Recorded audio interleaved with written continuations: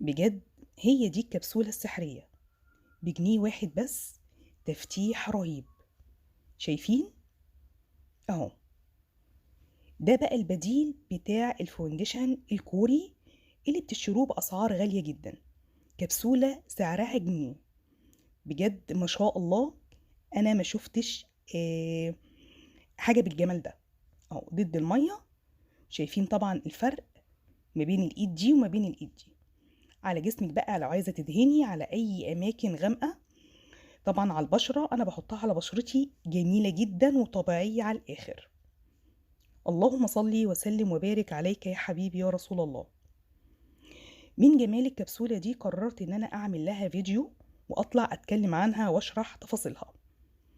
زي ما انتوا شايفين هي بتبقى عبارة عن كبسولة سعرها جنيه. اي محل مستحضرات تجميل هتقولي له عايزة الكبسولة دي وخديها اسكرين. سعر الكبسولة جنيه. انا بجيب منها ممكن 5 ممكن 10 زي ما انتوا شايفين. وده شكلها من جوه. في منها بقى بالفيتامين اي وفي منها بالفيتامين سي. انا جربت منها كذا نوع من الفيتامينات واكتر حاجة عجبتني هو الفيتامين سي.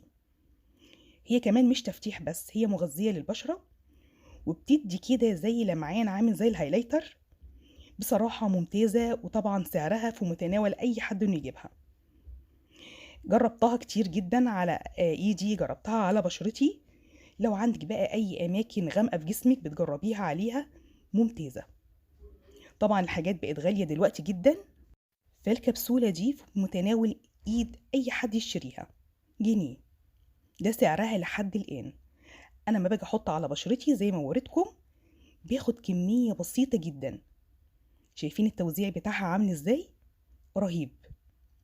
عايزة اقول لكم مش مكتلة ومش مجيرة خالص. اهو. شايفين؟ حابة تحطي كمان كمية اقل من كده حطي. يعني موحدة لون البشرة جدا. اهو. جنيه واحد بس. والله رهيبة. شايفين ايدي عاملة ازاي؟ وشايفين ايدي التانية عاملة ازاي؟ ممتازة. ده غير ان انت كمان لو رشيتي على ايدك مية هيفضل برضو الكريم موجود. مش هيتشال. اهو. بصراحة سعرها كويس جدا.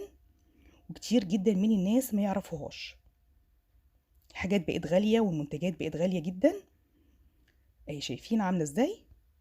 انا خدت منها حتة صغننة وهوريكم اللي باقي منها. انا الكبسولة دي ممكن استخدمها على 3 أو 4 مرات. جنيه. شايفين؟ وملمسها جميل جدا. ده غير ان هي مغذية للبشرة.